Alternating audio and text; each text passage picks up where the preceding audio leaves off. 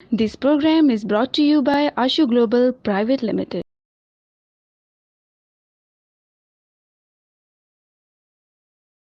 बिस्मिल्लाहिर्रहमानिर्रहीम। Capital TV Islamabad studio से आप देख रहे हैं माह रमज़ान और मुबारक की खुसूसी नशियात रहमत रमज़ान। तमाम देखने सुनने चाहने वालों को आदाब, सलाम मोहब्बत व सलाम अकीदत, अस्सलामु अलैकुम रहमतुल्लाहि व बरकातुहू। मैं हूँ आपका मेज़बान डॉक्टर इकराम मोहसिन। नाज़रीन इकराम, माह रमज़ान और मुबारक का मुक़द्दस महीना हर सू अपनी रहमतें और बरकतें फैलाए साया फ़िकन है, और हम में से बहुत सारे लोग हैं, बहुत सारे खुश नसीब हैं जो सुबह सहरी खाते हैं और रोज़ा रखते हैं और उसके बाद अफ्तार का अहतमाम करते हैं। मगर हम ये समझ बैठे हैं कि शायद सुबह पेट भर के सहरी खा लेना और फिर अफ्तार के वक्त एक ख़ूबसूरत दस्तरखान सजा देना ही शायद रोज़े का नाम है, और शायद हमने जो रोज़े का फ़र्ज़ है इसको हमने बआसानी मुकम्मल कर लिया है और पाए तकमील तक पहुँचा दिए। ऐसा हरगिज़ नहीं जी। हमें ज़रूरत इस अमर की है कि हमने रोज़े का जो फ़लसफ़ा है ना, इसकी जो हकीकत है उसको समझना होगा। रोज़े का फ़लसफ़ा है जी कि क़ुरबानी, ईसार, रहम दिली, अख़ुवत और भाईचारा। नाज़रीन किराम, यूँ तो अल्लाह ताला ने सारी दुनिया को पैदा किया है, सारी दुनिया को अल्लाह ताला ने पैदा किया है। इंसान हो, हैवान हो, दरिंद हो, परिंद हो, चरिंद हो, पहाड़, दरिया, समुंदर, जो कुछ मशरिक़ व मग़रिब व शमाल व जनूब में है, जितनी भी मखलूक़ात अल्लाह ताला की हैं, सबको अल्लाह ताला ने पैदा किया। और फिर इन तमाम मखलूक़ात में से इंसान के बारे में कहा कि वालक़द करमना बनी आदम, कि ए इंसान, तुझे इन तमाम मखलूक़ात पर तकरीम हासिल है, इंसान को तमाम मखलूक़ात पर फ़जीलत हासिल है। इस आयत मुबारक की तफसीर में तमाम मुफस्सिरीन ये लिखते हैं कि ये जो इंसान बनी आदम के बारे में कहा गया कि इसको तकरीम हासिल है, तो इसको तकरीम किस एतबार से हासिल है? बहुत सारे ऐसी चीज़ें हैं जिसके एतबार से इंसान को फ़जीलत और तकरीम हासिल है। एक तो अल्लाह ताला ने इंसान को अक़्ल सलीम अता किया, इंसान सोचने और समझने की सलाहियत रखता है, उसके अंदर शऊर है, फ़हम है, विज़डम है। और दूसरा ये कि अल्लाह ताला ने इंसान को क़ुव्वत गोयाई दी है कि इंसान बोल सकता है और अपने जो एक्सप्रेशंस हैं उनका इज़हार कर सकता है। और फिर अल्लाह ताला ने इसके अलावा और बहुत सारी नेमतों से इंसान को नवाजा। उनमें से एक नेमत ये भी है कि अल्लाह ताला ने इंसान के दिल के अंदर एक एहसास और रहम का जज्बा रखा है।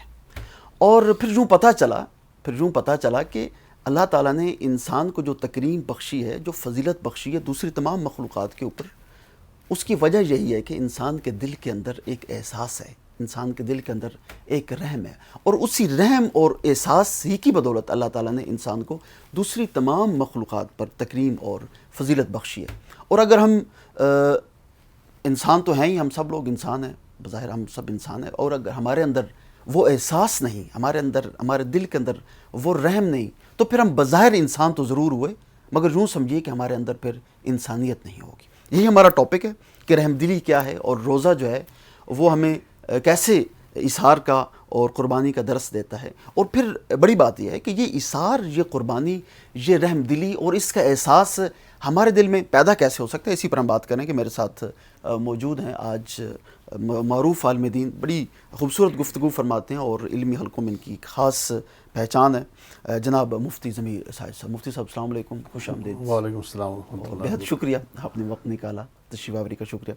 अच्छा मुफ्ती साहब, जैसे मैंने शुरू में कहा कि हम ये समझ बैठे हैं कि सुबह पेट भर के सहरी खा लेना और फिर दस्तरखान, खूबसूरत दस्तरखान सजा लेना अफ्तार के वक्त, और फिर ये समझ बैठना कि अब फ़र्ज़ की तकमील होगी है। अब क्या समझते हैं कि इतना काफ़ी है कि क्या हमने सहरी खा ली, सारा दिन भूखे प्यासे रहे और फिर हमने अफ्तार कर ली? अगर हमारे अंदर जो फ़लसफ़ा है रमज़ान का और रोज़े की जो हकीकत है और वो जो एहसास है, अगर वो हमारे अंदर बेदार नहीं होता, तो क्या हमने अपना फ़र्ज़ जो है वो हमारा फ़र्ज़ पाया तकमील तक पहुँच गया? डॉक्टर साहब, ये बड़ा खूबसूरत टॉपिक आपने छेड़ा है। तो माह रमज़ान शरीफ का जो मकसद है, अल्लाह ताला ने जिस वजह से रोज़ा हमारे पर फ़र्ज़ किया है, वो यही नहीं है कि हम सिर्फ खाने पीने से परहेज़ करें और एक फाका कशी करके हम कहें कि मुझे कामयाब हो गया है, बल्कि रमज़ान शरीफ का मकसद बताया गया है कि लअल्लकुम तत्तक़ून, कि तुम्हारे दिलों में तकवा पैदा हो। सुभान अल्लाह। तो आप ये समझिए कि रमज़ान शरीफ एक मदरसा है اور رمضان شریف ایک ایسے لمحات ہیں کہ یہ بہت کچھ سیکھنے کا اور بہت کچھ انسان کے اپنے احساس کو بیدار کرنے کا مہینہ ایک ہے. اچھا ٹریننگ سیشن ہے. ہاں، تو اس لیے جب روزہ رکھتے ہیں تو روزے کا مقصد یہی ہے کہ ہم اپنے اس احساس کو بیدار کریں صحیح. جو اللہ تبارک و تعالیٰ نے ہمارے دلوں میں رکھا ہوا ہے. ہم اس رحم دلی اور بھائی چارے کو بیدار کریں اور نئے سرے سے اس کو سیکھیں اور اپنائیں اس کو کہ جو اللہ تعالیٰ نے فطرت میں ہمارے دل میں اس چیز کو رکھ دیا ہے. صحیح.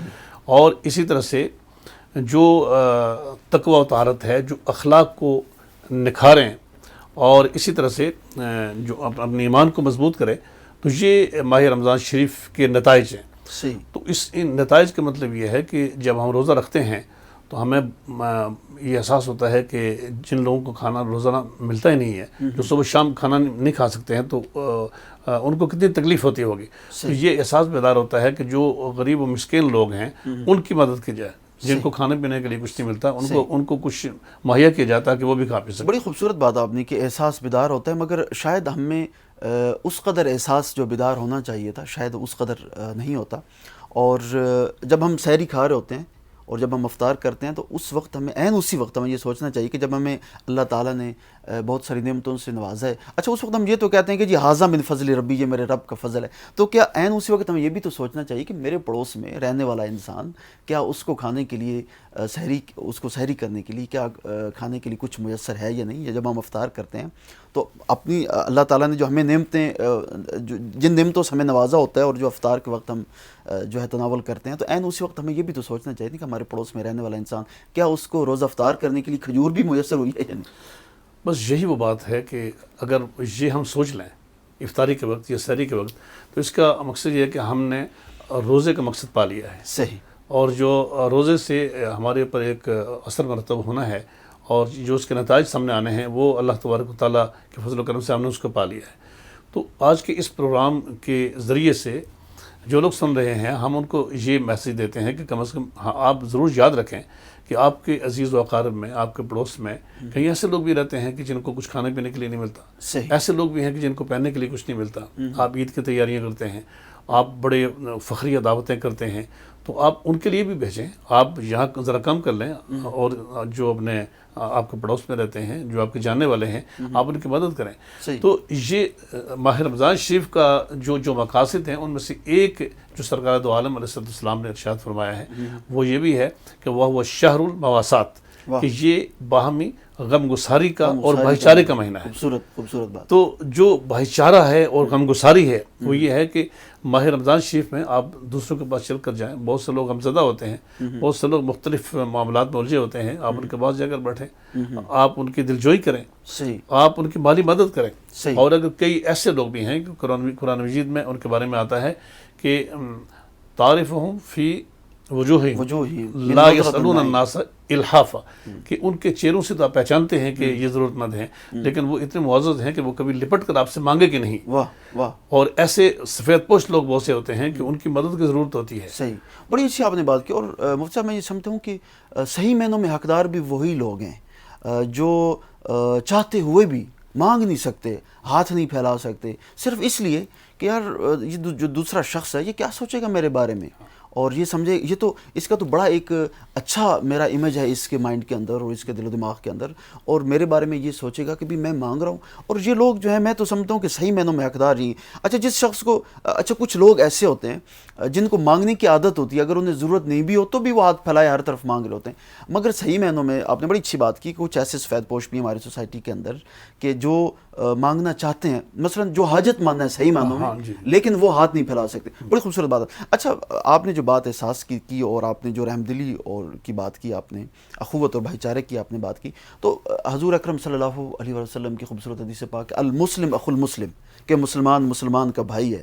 اور پھر اس کے ساتھ ساتھ کہ اگر ایک مومن کا جو جسم ہے اس کی مثال دی گئی، پوری جو انسانیت ہے، پورا جو ہمارا جو میکانزم ہے اس کی مثال جس انداز سے دی گئی کہ اگر جیسے کہ ایک انسان کا جسم ہے، اگر اس کے ایک عضو کو تکلیف محسوس ہوتی ہے تو پورا جسم جو ہے وہ کرب میں مبتلا ہو جاتا ہے. وہ بلکہ اس کا میں ٹیکسٹ بھی آپ کے سامنے پڑھنا چاہتا ہوں کہ جو حدیث آپ نے جس کا مفہوم بیان کیا کہ سرکار دو عالم صلی اللہ تعالی علیہ وسلم نے فرمایا ہے مثل المؤمنین والمؤمنات فی توادہم وتراحمہم وتعاطفہم کمثل الجسد اذا اشتكى منه عضو تداعى له سائر الجسد بالسهر والحمى او كما قال الرسول صلی اللہ علیہ صلی وسلم اللہ علیہ وآلہ وسلم. کہ مومن مردوں اور عورتوں کی مثال ایک جسم کی طرح ہے کہ جس طرح ایک جسم کا کوئی عضو بیمار پڑ جائے تو پورا جسم اس کی تیمارداری کرتا ہے، اسی طرح سے ہر مسلمان مرد اور ہر مسلمان عورت اپنے دوسرے مسلمانوں کے تکالیف کو محسوس کرتے ہیں. اللہ. یعنی وہ اگر پریشان ہیں تو ان کی پریشانیاں ان کو بھی ہوتی ہیں، اور اگر وہ خوش ہیں تو ان کی خوشیاں ان کو بھی ہوتی ہیں. یعنی یہ ایک جسم کا معنی یہ ہے. دونوں باتیں آپ نے کی نا کہ اگر وہ پریشان ہے تو اگر ایک کوئی مومن پریشان ہے تو اس کی پریشانی کا احساس باقی تمام انسانوں کو ہے، باقی تمام مومنین کو ہے، اور اگر وہ خوش ہے تو اس کی خوشی کا اظہار بھی اور اس کی خوشی کا احساس بھی تمام جو ہیں دیگر مسلمان ہیں ان کو ہوتا ہے. بڑی پیاری آپ نے بات. ہاں یہ دیکھیں نا، یہ اصل میں یہ ایمان کے تقاضے ہیں. اگر آپ کے کسی بھائی کو کوئی ترقی ملتی ہے یا اللہ تعالیٰ کی طرف سے اس کو کوئی نعمت ملتی ہے تو وہ خوش ہے بہت زیادہ، تو آپ کو رنجیدہ نہیں ہونا چاہیے. جب کوئی شخص اس کو دیکھ کر رنجیدہ ہوتا ہے تو اس کو حسد کہتے ہیں. آپ رشک تو کر سکتے ہیں صحیح کہ اللہ تعالیٰ نے اس کو بہت کچھ دیا، مجھے بھی دے ایسا، صحیح لیکن آپ یہ کہیں کہ اس کے پاس یہ نہ رہے، کیوں آیا اس کے پاس، تو یہ حسد ہے. اور حسد کرنا ظاہر یہ ایمان کے بالکل جو تقاضے ہیں اس کے بالکل برعکس ہے. صحیح. اور اسی طرح سے کوئی شخص اگر اکیلا کرا رہا ہے، مجبور ہے، پریشانیوں میں جکڑا ہوا ہے اور وہ پریشان ہے تو وہ پریشانی آپ کے اوپر بھی وارد ہونی چاہیے. صحیح. اگر آپ سمجھتے ہیں کہ وہ پریشان اور آپ خوش ہیں تو سمجھ لیں کہ آپ ایمان کے تقاضے پورے نہیں کر رہے ہیں. اور ایمان کے اوپر جو دبیز پردے پڑے ہوتے ہیں دنیا کے لالچ کی وجہ سے اور نفس پرستی کی وجہ سے، تو ماہ رمضان ان پردوں کو چاک کرتا ہے. اللہ اکبر. اور روزہ جو ہے وہ پھر سے ایمان کو نکھارتا ہے اور وہ احساس پھر بیدار ہوتا ہے. صحیح. اگر اگر آپ کی نیت میں یہ ہو کہ اللہ تبارک و تعالیٰ کی رضا کے لیے آپ نے روزہ رکھنا ہے اور اس کو خوش کرنا ہے، تو پھر یہی ہے کہ روزے کے اثرات یہی ہیں. روزہ دلوں کے اندر دوسروں کی محبت پیدا کرتا ہے، ملنساری اور بھائی چارہ پیدا کرتا ہے، اور دوسروں کے ساتھ ہمدردی اور خدمات پیش کرنے کا احساس بیدار کرتا ہے. صحیح. اچھا، آپ کو لگتا ہے کہ یہ احساس ہمارے معاشرے کے اندر موجود ہے؟ اگر ہے تو کس اعتبار سے؟ ہمارے معاشرے کے اندر الحمدللہ کہ بہت سے لوگ ایسے موجود ہیں کہ آپ نے دیکھا ہوگا کہ مختلف مسائل آتے رہتے ہیں، قدرتی آفات بھی آتی رہتی ہیں، اور ان میں وہ اہل خیر لوگ سامنے آ جاتے ہیں. ہمارے ہاں سیلاب آئے یا زلزلہ آئے یا آج کل کرونا وائرس بھی ہے، تو وہ جو لوگ فٹ پاتھ پہ بیٹھے رہتے ہیں وہ ان کے لیے کھانے لے کر جاتے ہیں گھروں سے، ان کے لیے پہننے کے لیے کپڑے لے کر جاتے ہیں. اور جو مختلف طوفانوں میں، زلزلہ یا سیلاب میں ان کے گھر ضائع ہو جاتے ہیں، لوگوں کو گھر بھی بنا کر دیتے ہیں، لوگ ان کو راشن بھی دیتے ہیں. صحیح. تو یہ معاشرے کے اندر ایسے لوگ موجود ہیں. یہ نہیں کہا جا سکتا کہ ان لوگوں کی وجہ سے ہی اللہ تبارک و تعالیٰ کی برکتیں نازل ہوتی ہیں. بالکل یہی بات کہ بالکل لوگ تو موجود ہیں، اور الحمدللہ پاکستانی معاشرہ جو ہے ہمارا، جو اسلامی معاشرہ ہے الحمدللہ، اور باقی اگر ایک کمپیریزن کیا جائے دیگر کنٹریز کے ساتھ تو ہمیشہ یہ بات کی جاتی ہے کہ پاکستان کے اندر عطیات دینے والے، صدقہ و خیرات دینے والے لوگ بنسبتاً دوسرے ممالک کے اعتبار سے اگر دیکھا جائے تو ہماری یہ جو قوم ہے اس کے اندر یہ جذبہ بہت زیادہ پایا جاتا ہے. جی بالکل. آپ نے دیکھا ہوگا کہ جب بھی پاکستان میں کوئی بڑے واقعات ہوتے ہیں اور ان قوم سے مدد کے لیے کہا جاتا ہے، جیسے آج کل ہمارے وزیر اعظم صاحب بھی کرونا وائرس کے حوالے سے فنڈز کی بات کرتے ہیں، تو لوگ کس طرح ایک دم اپنا مال پیش کرتے ہیں. بالکل یہی بات. تو ہم الحمدللہ کہ جو اہل پاکستان ہیں، ہمیں اس پر فخر ہونا چاہیے اور اللہ تعالیٰ کا شکر ادا کرنا چاہیے کہ ہمارے ملک میں ایسے لوگ موجود ہیں کہ جو ہدایہ اور عطیات دینے کے لیے ہر وقت تیار رہتے ہیں. صحیح. اور وہ تلاش کرتے رہتے ہیں کہ کوئی ہے، اگر کسی کو ضرورت ہے تو ہم اس کو دینے کے لیے تیار ہیں. بڑی خوبصورت بات. جی آج بھی دیکھا ہوگا کہ یہ کرونا وائرس کے دوران بھی بہت سے لوگوں نے اپنے ٹیلی فون نمبر مختلف فیس بک پر دیے ہوئے ہیں، مختلف جو اخبارات ان میں دیے ہوئے ہیں کہ کسی کو اگر کھانے کی ضرورت ہے، کسی کے پاس کچھ نہیں ہے تو وہ ہم سے رابطہ کریں. صحیح بالکل. آپ نے ٹیلی فون نمبر فیس بک پر دینے کی بات کی تو مجھے ایک بات یاد آ رہی، میں آپ سے پوچھ ہی لیتا ہوں، کیونکہ آج کل کے اس دور کے اندر، ہمارے اس معاشرے کے اندر بہت سارے ایسے لوگ ہیں جن کو میں یہ سمجھتا ہوں کہ افطار میں جو نعمتیں بہت سارے لوگوں کو میسر ہیں، شاید ان کو وہ نعمتیں میسر نہیں، لیکن جب ہم افطار کی تصاویر بھی لگاتے ہیں اور ہم یہ لوگوں کو دکھانے کے لیے کہ دیکھیں جی ھذا من فضل ربی، کہ اللہ تعالیٰ کا میرے پر کتنا فضل اور کرم ہے. اس کچھ ایسے لوگ بھی تو دیکھنے والے ہوں گے جن کو شاید افطار کے لیے کھجور بھی میسر نہیں, تو کہیں نہ کہیں ان کے دل کے اندر وہ احساس محرومی نہیں رہے گی کہ دیکھیں جی کہ ایک طرف تو ایک انسان جو ہے وہ اس قدر اللہ تعالیٰ نے اس کو نعمتیں سے نوازا ہے اور اس کا اتنا بڑا افطار جو, اور دوسری طرف جو ہے میرے پاس کھجور نہیں. تو ہمیں میرے خیال میں اس چیزوں سے اوائڈ کرنا چاہیے. ہاں, ایک تو اس چیز سے اوائڈ کرنا چاہیے, یہ تو دکھاوا ہے اور اس سے واقعی دوسروں کے جذبات مجروح ہوتے ہیں اور بالکل ایسا نہیں کرنا چاہیے. اور دوسرا یہ ہے کہ جب ہم کسی کو دیتے ہیں تو اس میں بھی ہم تصاویر بنواتے ہیں. بڑی اہم بات, کہ بڑی اہم بات. دیکھو ہم یہ دے رہے ہیں اور ایک بیچارہ مسلمان ایک سفید پوش انسان جو ہے وہ پوری دنیا کے سامنے بدنام ہو کر رہ جاتا ہے کہ وہ آٹے کا تھیلا لے رہا ہے, جبکہ پیکٹ لے رہا ہے کھانے کا, تو وہ اس کے اپنے پرائز سب دیکھتے ہیں اور اس سے اس کی عزت مجروح ہوتی ہے. حالانکہ رسول اکرم صلی اللہ علیہ وسلم نے فرمایا ہے کہ قیامت کے روز جو جن 7 خوش نصیبوں کا ذکر ہے کہ وہ اس وقت کسی کا سایہ نہیں ہوگا مگر یہ لوگ اللہ تعالیٰ کے سایہ رحمت میں ہوں گے. ان میں سے ایک وہ شخص ہے کہ جس کے بارے میں فرمایا گیا ہے کہ اس کے بائیں ہاتھ کو خبر نہیں ہوتی کہ اس کا دائیں ہاتھ کیا خرچ کر رہا ہے, کس قدر خرچہ کر رہا ہے. واہ. تو اسی طرح قرآن مجید میں اللہ تعالیٰ فرماتا ہے کہ ان تبدوا الصدقات فنعما ہی وان تخفوها وتؤتوها الفقراء فهو خیر لکم, کہ اگر تم صدقات کو آپ اعلان کر کے دیتے ہیں ترغیب کے لیے تو یہ بھی اچھا ہے, لیکن زیادہ بہتر یہ ہے کہ آپ ان کو چھپا کر دیں. بڑی خوبصورت بات آپ نے کی. اور آج جو ہمارا ٹاپک ہے ایثار رمضان اور ایثار قربانی رحم دلی, اس حوالے سے آپ کا پیغام کیا ہے؟ میں تو یہ کہنا چاہتا ہوں, پیغام یہ ہے کہ دیکھیے غفلتیں بہت زیادہ طاری ہوئی ہیں اور گناہ بھی ہم سے بہت زیادہ ہوئے ہیں, لیکن اس کرونا وائرس نے پوری دنیا کو ایک وقت میں ہلا کر رکھ دیا ہے. بڑے بڑے جو نمرود تھے دنیا پر, جو پوری دنیا پر فرما روائی کے خواب دیکھتے تھے, اور ہمارے وہ سائنسدان جو موت پر کنٹرول کے دعوے کر رہے تھے, آج سارے کے سارے اس قسم میں بے بس کھڑے ہیں. تو زندگی کا کوئی پتہ نہیں ہے. آپ آج سے ہی اپنے احساس کو بیدار کریں, آپ رحم دلی کریں, آپ سب کا گناہوں کی معافی مانگیں. کسی وقت بھی انسان موت کے منہ میں جا سکتا ہے, اور پھر اللہ ہی ہے کہ جس کے پاس ہم نے جانا ہے اور ہم نے اعمال کا حساب دینا ہے. بڑی خوبصورت بات, بڑی خوبصورت بات. آپ کی تشریف آوری کا شکریہ, آپ نے قیمتی وقت نکالا. ہمارے ساتھ موجود ہے جی معروف عالم دین جناب مفتی ضمیر ساجد صاحب. مفتی صاحب نے بڑا خوبصورت پیغام دیا اور احساس کی بات کی, رحم دلی کی بات کی, دینے کی بات کی, صدقہ دینے کی بات کی. ناظرین کرام, صدقہ ایک وہ عمل ہے, ایک وہ فعل ہے. ایک میں بہت بڑی بات کرنے جا رہا ہوں کہ دنیا میں کوئی چیز ایسی نہیں جو موت کو ٹال سکے سوائے صدقے کے. صدقہ وہ انسان کا عمل ہے جو موت کو بھی ٹال دیتا ہے. اور پھر ایک مفتی صاحب نے بڑی اچھی بات کی کہ ہم لوگ دکھاوے کے لیے بہت کچھ کرتے ہیں. تو دکھانا یعنی کہ ریا کرنا, جس کے بارے میں حضور صلی اللہ علیہ وسلم نے فرمایا کہ الریا شرک الاصغر, کہ یہ ریا جو ہے یہ چھوٹا شرک ہے. جب آپ ریا کرتے ہیں اور جب آپ دکھلاوے کے لیے کچھ کرتے ہیں تو آپ کی بڑی سی بڑی نیکی جو ہے وہ ضائع کر دی جاتی ہے. مختصر سے وقفے کے بعد دوبارہ آپ کی خدمت میں حاضر ہوتے ہیں. ہمارے ساتھ رہیے. This segment is brought to you by Ashu Global Private Limited.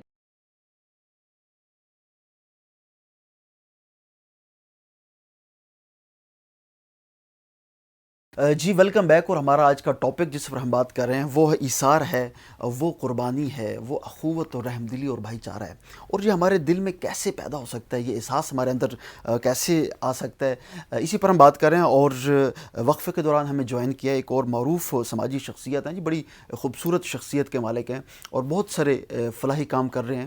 ہمارے ساتھ موجود ہیں جناب محمد مصور عباسی ایڈوکیٹ صاحب. بہت شکریہ جناب آپ کی تشریف آوری کا. پہلے بھی ایک دفعہ میرے پروگرام کا حصہ بنے. آپ کی بڑی خوبصورت گفتگو جی چاہتا ہے کہ آپ کو ہمیشہ جو ہے اپنے پروگرام میں مدعو کیا جائے. اچھا مصور عباسی ایڈوکیٹ صاحب, جب ہم بات کرتے ہیں نا احساس کی, اور جب ہم ایثار کی بات کرتے ہیں, قربانی کی بات کرتے ہیں, تو روزہ در حقیقت ہمیں ایثار کا ہی درس دیتا ہے. اگر ہم یہ سمجھ بیٹھے ہیں کہ بھی ہم نے صبح کے وقت سحری کھا لی اور پھر افطار کر لی اور بڑا خوبصورت دسترخوان ہم نے سجا لیا, لیکن اگر ہمارے اندر وہ ایثار کا جذبہ پیدا نہیں ہوتا, تو میں تو سمجھتا ہوں کہ اس روزے کا کچھ فائدہ حاصل نہ ہوا ہمیں. بسم اللہ الرحمن الرحیم. ڈاکٹر صاحب نے بڑی خوبصورت بات کی. روزہ بیسیکلی بھوک اور پیاسا رہنا کا نام نہیں ہے کہ آپ نے جناب صبح سے جو ہے نا وہ سحری کر لی اور اس کے بعد سارا دن آپ نے بھوکے پیاسے رہنا ہے, اور اس کے بہت سارے لوازمات ہیں.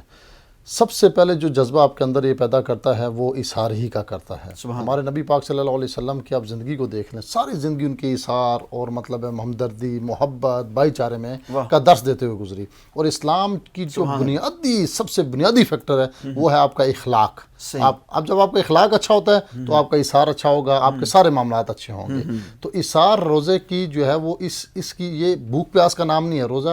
روزے کا مقصد یہ ہے کہ آپ ان لوگوں کی تکلیف کو سمجھ سکیں جو بھوک میں ہیں, جو پیاس میں ہیں, جو تکلیف میں ہیں, اور اس بھوک کی حالت میں آپ اپنے اللہ رب العزت کے بہت زیادہ قریب ہوتے ہیں, جس کی وجہ سے انسان کے اندر یہ فیلنگز آٹومیٹکلی ڈیولپ ہوتی ہیں. آپ پوری دنیا میں دیکھ لیں, پوری دنیا کے مسلم امت کو دیکھ لیں کہ رمضان میں ان کے رویے تبدیل ہو جاتے ہیں. رمضان میں ان کے جو معاملات ہیں چیریٹی کے, اور وہ زکوٰۃ خیرات اور سب چیزوں کے معاملات زیادہ ہو جاتے ہیں, عبادات زیادہ ہو جاتی ہیں. اس کی کیا وجہ ہے؟ اس کی وجہ یہی ایک روزہ ہے جس کی وجہ سے ان کی فیلنگز کو عام 11 مہینوں میں یہ فیلنگز اس کے اندر نہیں ہوتی ہیں جو رمضان کے اندر آتی ہیں. آپ نے چیریٹی کی بات کی عباسی صاحب, پاکستان میں بھی آپ چیریٹی پہ اس پہ اپنا چیریٹی پہ کام کر رہے ہیں, بہت ساری فلاحی کام آپ کر رہے ہیں, اورفن پہ آپ کام کر رہے ہیں, یتیم بچوں پہ آپ کام کر رہے ہیں. میں یہ سمجھتا ہوں کہ حکومتی سطح پر جو ہے جتنی بھی تنظیمیں ہیں جو اسپیشلی یتیم بچوں پر کام کریں, ان کو کوئی خاص سرپرستی حاصل ہے؟ بالکل آپ کی بات ٹھیک ہے. دراصل ہماری حکومتی جو معاملات ہیں اور جتنے بھی جو سسٹم چل رہا ہے وہ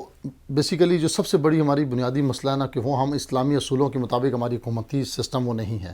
ہمارا ایک انگریز کا دیا ہوا نظام ہے جس پہ ہم چل رہے ہیں. انگریز کا دیا ہوا نظام اور اسلام کے دیے ہوئے نظام میں بہت بڑا فرق ہے. آپ جب یہ اسلام کے دیے ہوئے نظام پہ چلیں گے تو پھر آپ کو ہر چیز پہ جو ہے نا وہ سرپرستی حاصل ہوگی. جیسے میں نے پہلے پروگرام میں کہا کہ ہماری زکوٰۃ کی ڈسٹریبیوشن, اب ہمارے ٹیکسز کا معاملہ ہے, بہت سارے معاملات ہیں, لیکن پھر بھی میں کہوں گا کہ بہت ساری ایسی تنظیمیں ہیں جو یتیم بچوں پر آرفنز پہ کام کر رہے ہیں, جس کی سب سے بڑی مثال ہمارے ملک کے اندر جو ہے وہ مدارس ملتے ہیں جس میں 30 لاکھ سے زائد بچے فری آف کاسٹ اسٹڈی کر رہے ہیں ہمارے ملک کے اندر, چاہے وہ کسی بھی مکتبہ فکر سے ہیں. لیکن 30 لاکھ بچوں کا بوجھ صرف مدارس نے اٹھایا ہوا ہے. اس کے علاوہ چیریٹیبل تنظیمیں بھی بہت زیادہ ہیں جو فلاح کے اوپر کام کر رہی ہیں. اگر حکومت کی ان کو سرپرستی حاصل ہو جائے تو یہ بہت بڑا ایک جو ہے نا وہ بینیفٹ کا ایجوکیشن میں جو ہے نا وہ کام زبردست. آپ نے مدارس کی بات کی, آپ نے علماء کی بات کی, تو آج کل کے اس ماحول میں جب مثلا کوئی ایک عالم دین جیسے کہ طارق جمیل صاحب نے کوئی ایک بات کی تو اس میں سے کچھ علماء اس کو مثبت لے رہے ہیں, کچھ اس کو منفی لے رہے ہیں, تو میرے خیال میں کہیں ہم ایک ایسی کشمکش میں پڑ گئے ہیں جس کا کوئی مقصد نہیں ہے در حقیقت.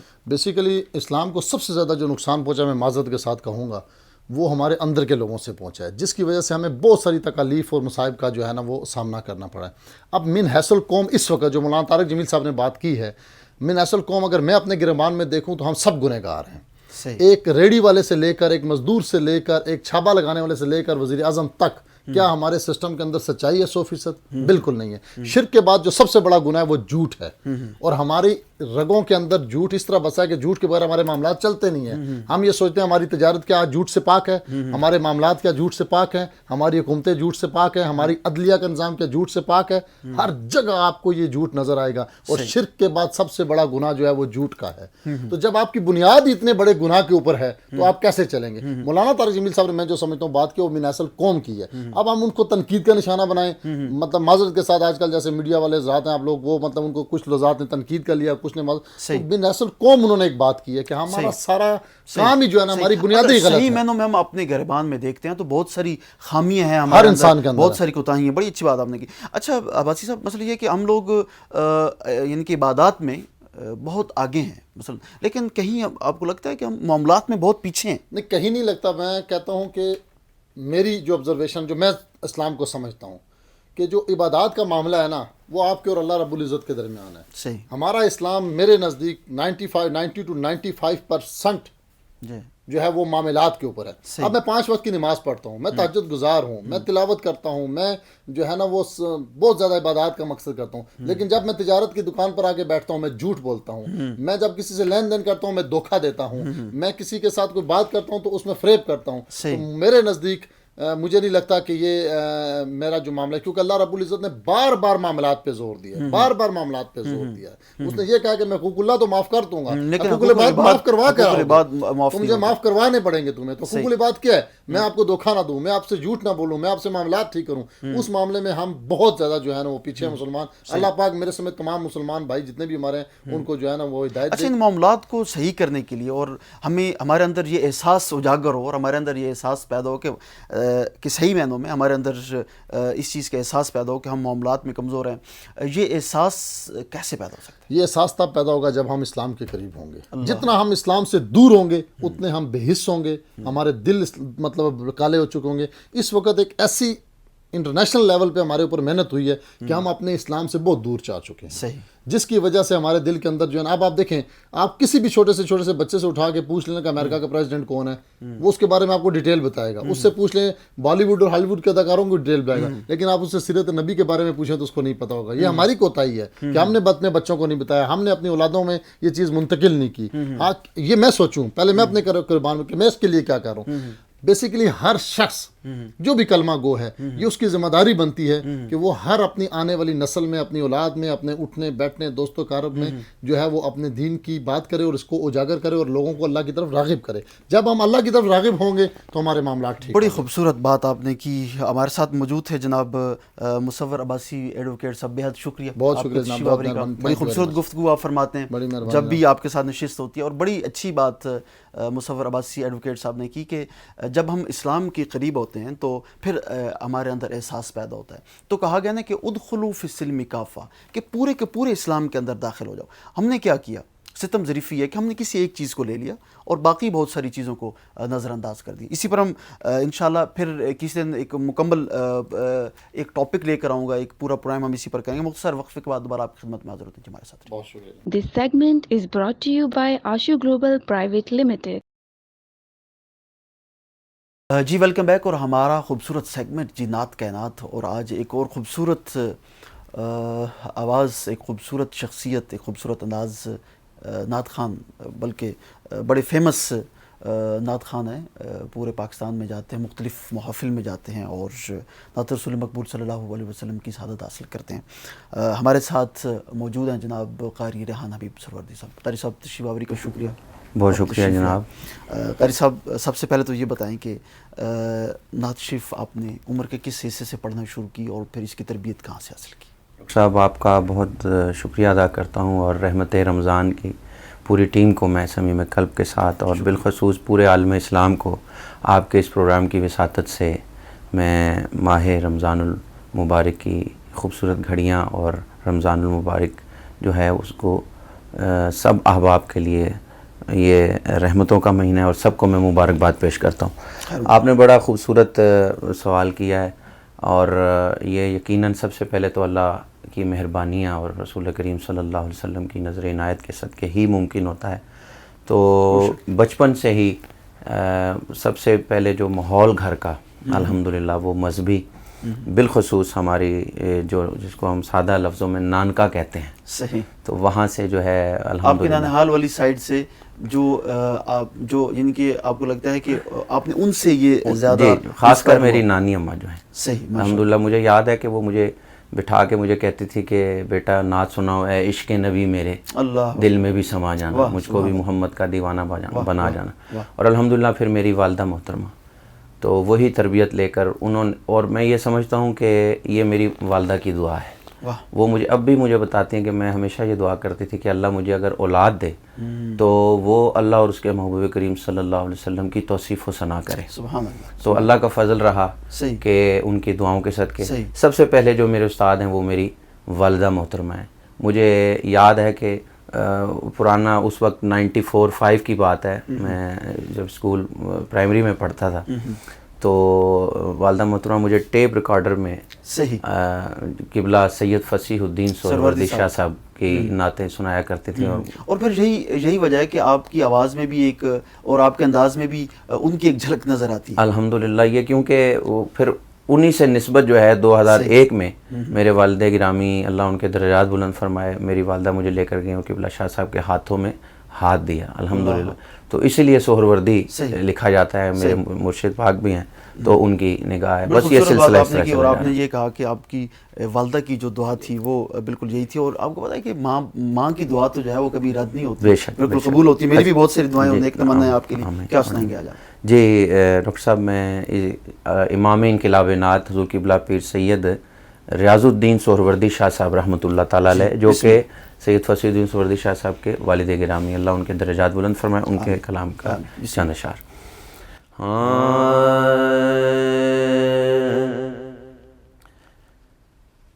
تمہارا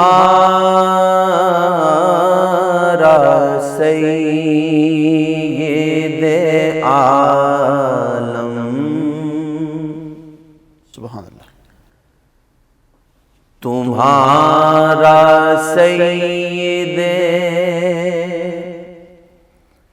عالم مقام کیا کہنا. سبحان اللہ. تمہارا سید عالم مقام کیا کہنا.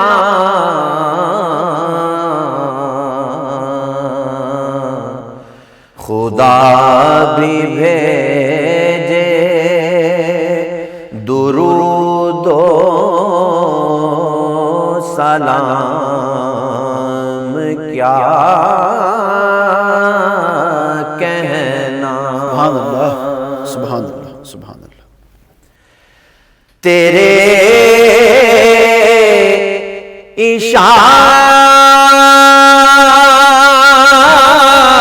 اشارے سے سورج غروب ہو نہ سکا. تیرے اشارے سے سورج غروب ہو نہ سکا.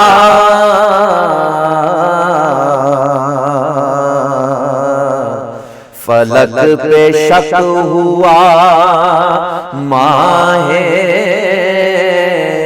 تمام کیا کہنا. بہت خوب. بہت خوب. بہت خوب. بہت خوب. بھڑک اٹھی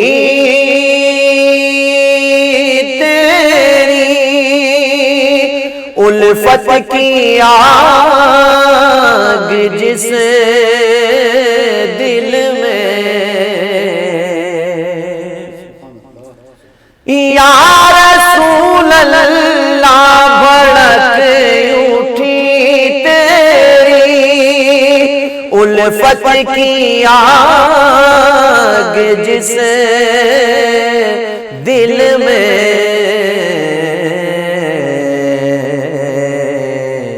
ہے اس پہ نعرے جہنم حرام کیا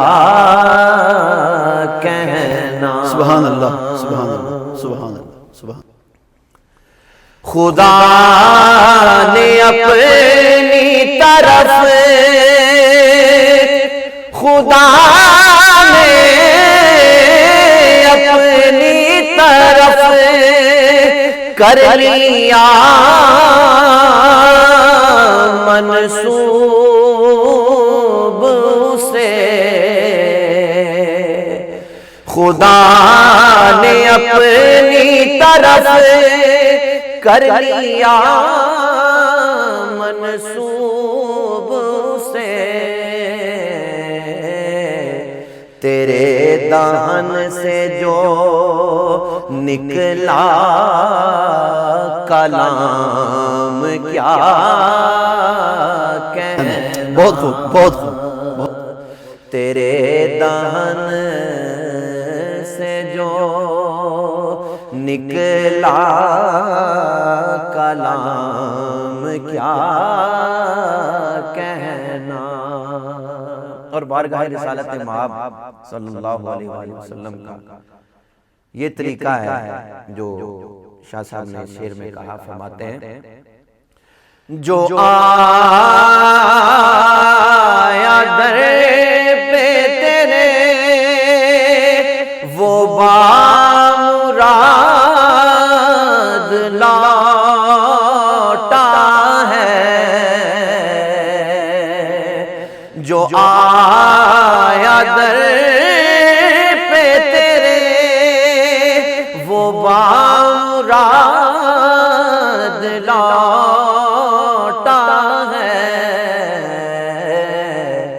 رسول پاک تیرا فیض عام کیا کہنا رسول پاک تیرا فیض عام کیا کہنا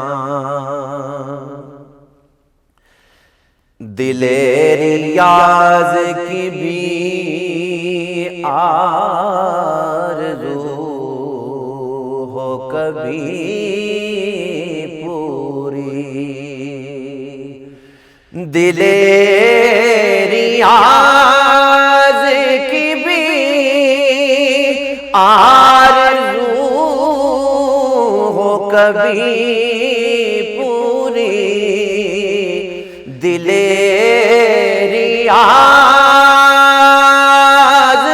کی بھی آرزو ہو کبھی پوری اسے بھی اپنا بنا لو غلام کیا کہنا کہنا خدا بھی بھیجے درود و سلام کیا کہنا. بہت خوب جی، بہت خوب، ماشاءاللہ، بہت خوبصورت آواز و انداز نعت رسول مقبول صلی اللہ علیہ وآلہ وسلم پیش کرنے کی سعادت حاصل کر رہے تھے ملک پاکستان کے مشہور و معروف حسنا خان جناب ریحان حبیب سروری صاحب. بہت شکریہ جناب، آپ کی تشریف آوری کا آپ نے وقت نکالا. ناظرین کرام، وقت اپنے اختتام کو پہنچا اور آج ہمارا جو ٹاپک تھا جس پر ہم نے بات کی، اور میری کوشش ہر روز یہی ہوتی ہے کہ ایسی کوئی بات کر لی جائے جو تھوڑا سا وقت آپ ہمارے پروگرام کے لیے نکالیں، کچھ دیکھ کے کچھ سن کے آپ کو حاصل ہو. اور ہمارا جو آخری سیگمنٹ ہے جس میں ہم حضور کی نعت سنتے ہیں، نعت کائنات کے نام سے ایک خوبصورت سیگمنٹ، اور پھر اسی کے ساتھ ہمارا پروگرام اپنے اختتام کو پہنچتا ہے.